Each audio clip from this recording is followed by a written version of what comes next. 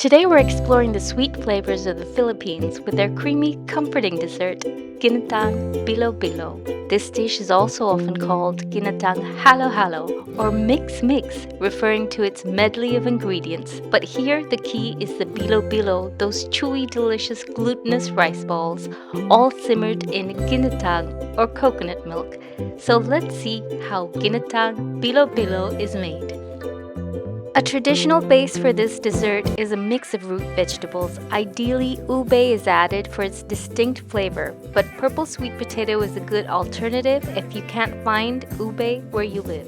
And here we're using 1 cup of freshly peeled and diced purple sweet potato as well as the regular orange sweet potato, also 1 cup peeled and diced.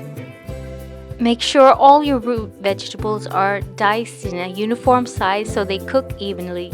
Next, we have taro, also sometimes referred to as yam here, 1 cup peeled and diced.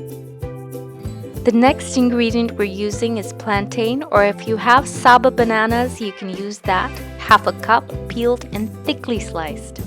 As well as jackfruit, which is traditional in many Filipino families.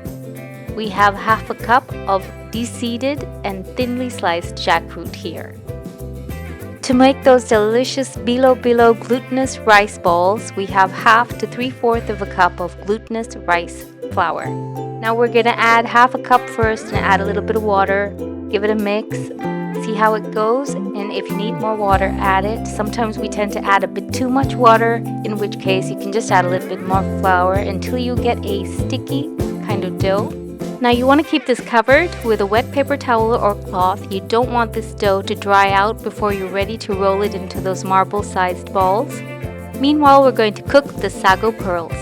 We're using small sago pearls here, 1/2 cup.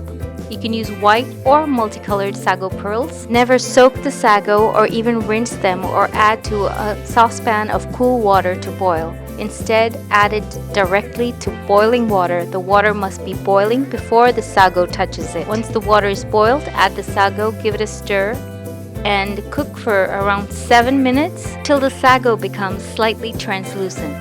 And when it reaches the stage, translucent around the edges and white in the center, we're going to turn off the heat and keep it covered until the center becomes translucent as well. You don't want to cook it too long in the boiling water or the sago tends to disintegrate into the water. Now back to the bilo-bilo making. We're going to pinch off small pieces of dough and roll them into these smooth, small marble-sized balls like this.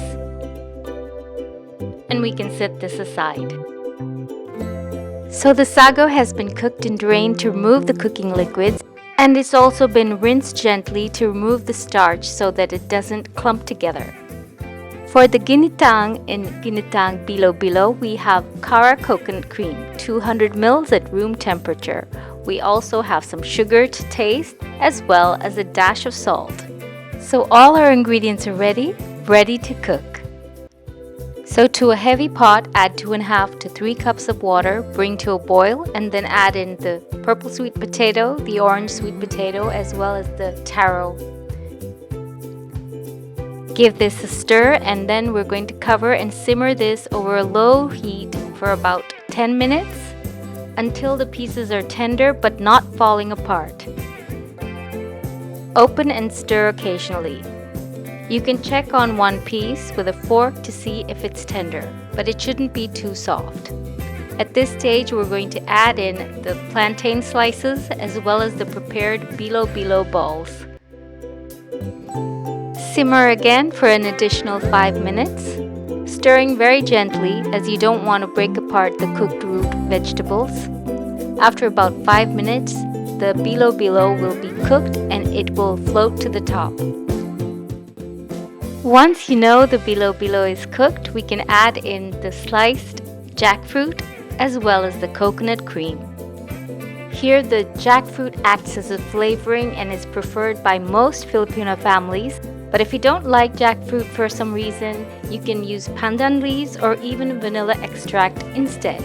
Give the coconut cream a gentle stir, adding a little water to help you stir it through, and you want to constantly stir it on a low flame till the coconut milk heats back again to prevent curdling. And now we can add sugar to taste. Since the root vegetables are already naturally sweetened, you can add sugar to your liking. Just stir it till the sugar is dissolved and also add a pinch of salt to balance the flavors. Lastly, add in the sago pearls and using a small spoon, stir over the surface so as to separate all the cooked pearls. Once the pearls are separated, we can give it a stir through. And there you have it, a beautiful bowl of Ginataang Bilo-Bilo. And look at those chewy rice balls. Whether you prefer it warm and comforting or cold and refreshing, you really can't go wrong with this Filipino classic. Which way are you eating yours? Let me know in the comment section down below. I am leaving the ingredient list at the end of this video. Thank you so much for watching. See you next time. Bye.